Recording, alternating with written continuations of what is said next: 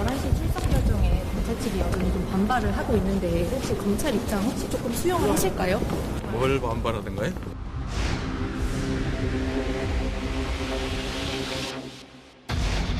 이번 출석에는 지도부 의원님들 다 안 간다고 보시는 걸까요? 오지 말라고 신신당부했습니다.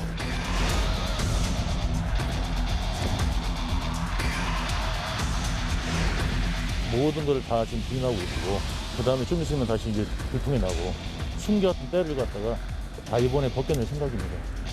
말끔히.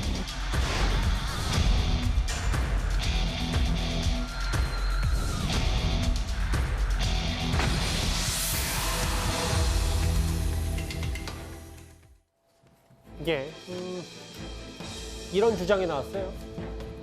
경기도 대신 쌍방울이 북한에 거액을 보냈다. 그게 이재명 당시 지사의 정치적 목적을 위해서였다.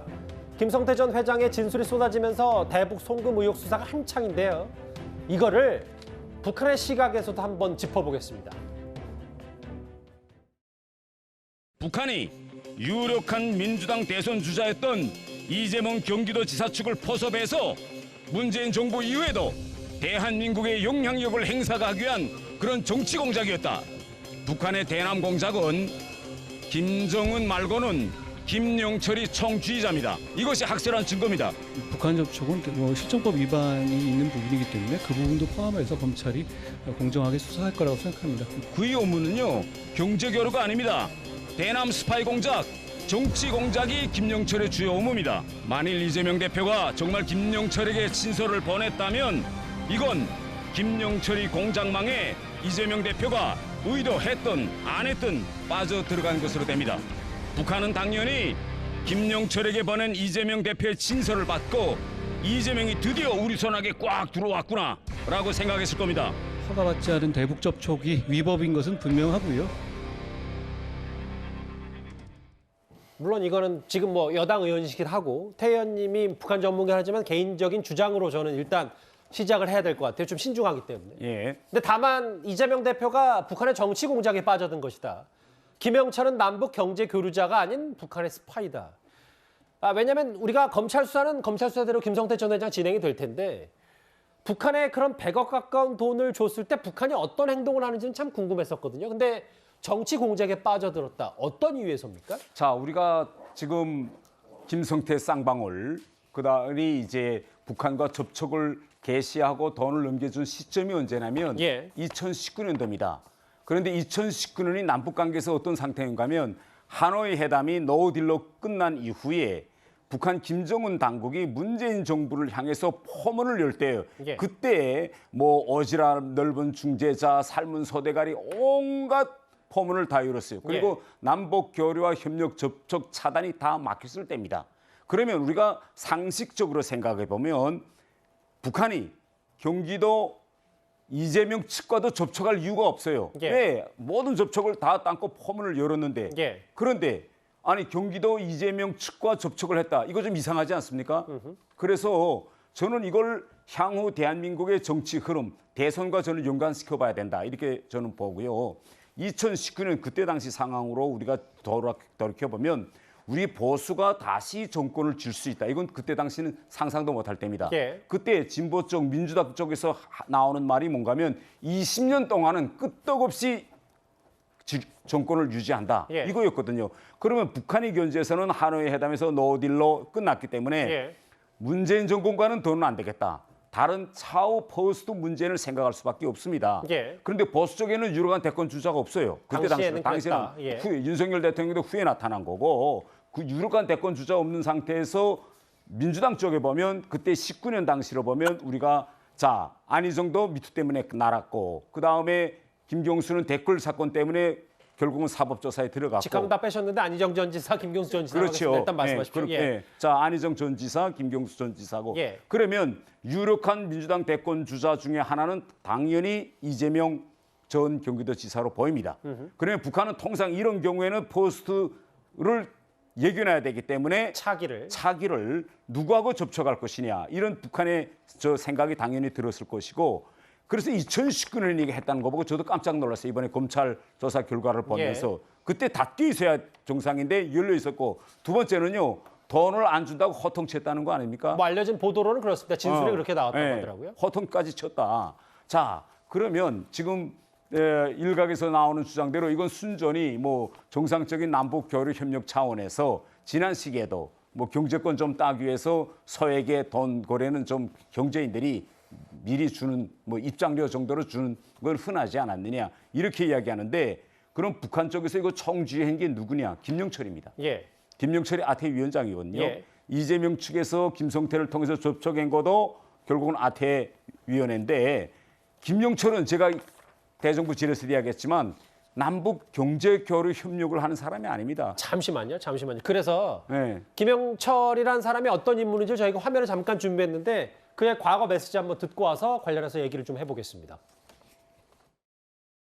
남조선 괴뢰군부 호동강들이 우리 평화적인 어선을 강압적으로 끌고 가면서 저지른 무지막지한 깡패 행위, 우리 인원들에게 가한 비인간적이고 야수적인 만행에 대해서는 스쳐 지날 수 없는 문제입니다. 괴뢰들이 말하는 결정적 증거라는 것은 거의 다 허위와 기만으로 일관되어 있었습니다. 우리 면전에서 무모하게 벌어지는 남조선 괴뢰들의 이러한 정치 군사적 도발은 지금 나라의 정세를 위기 일발이 폭발 국면으로 몰아가고 있습니다. 놈들의 무모한 도발은 기필코 값비싼 징벌을 받게 될 것입니다.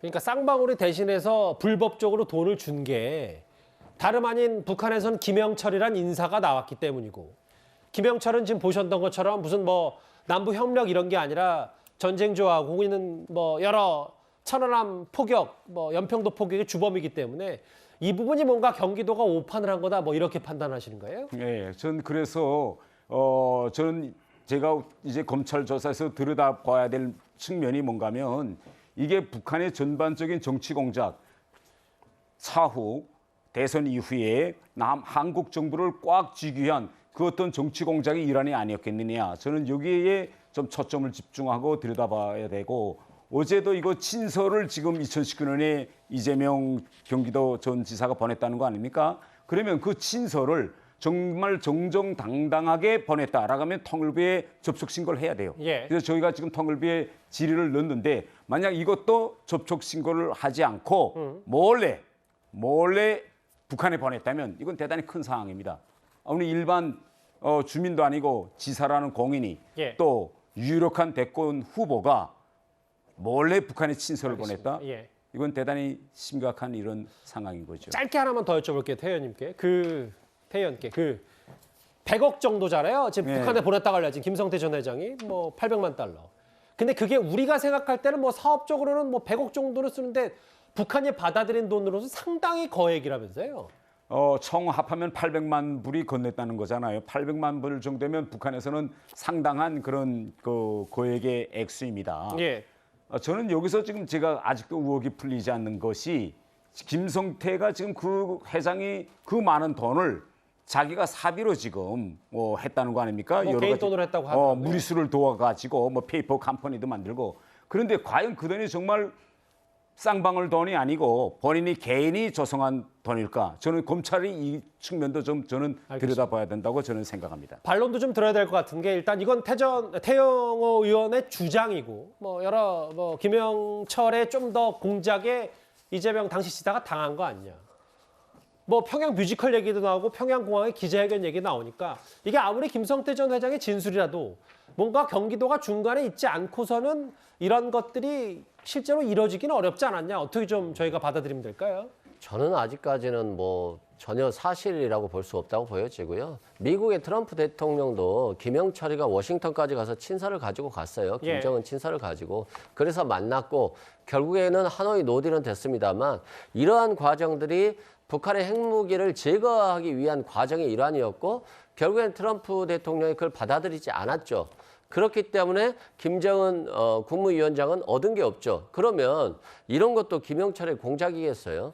이거 평화라고 하는 것은 항상 가져가야 되는 것이고요. 남북한 관계도 마찬가지입니다. 북한과 통일은 이루지 못하더라도 북한과 대화는 계속 되어야 되는 거예요. 북한이라고 하는 핵무기를 가진 나라를 견제하고 북한을 대화로서 다뤄야 될 필요가 있는 거거든요. 그러니까 국방력 강화는 당연한 것이고 그에 맞서서 또 평화를 유지하기 위한 대화도 이루어져야 되는 것이고 이런 것들이 어떤 대외 신인도 이것 한국의 북한 리스크를 제거하는 요인 중에 하나일 수 있거든요. 그래서 대화는 대화대로 또 국방력 강화를 통한 북한 견제, 핵무기에 대한 핵 억지력 이것도 함께 가져가야 되는 것이지 단지 뭐 김영철이 어떤 대화의 상대방이었다. 이건 직제에 따른 것이라고 보여지기 때문에 그것만 가지고 비난하는 것들은 그렇게 적절한 것 같지는 않습니다. 그 뭐 김영철 전 회장의 금고직이나 혹은 뭐 이제 이러면 내일 다시 국내로 송환이 되니까 어떤 증거들을 검찰이 확보할지도 좀 잘 지켜보겠습니다.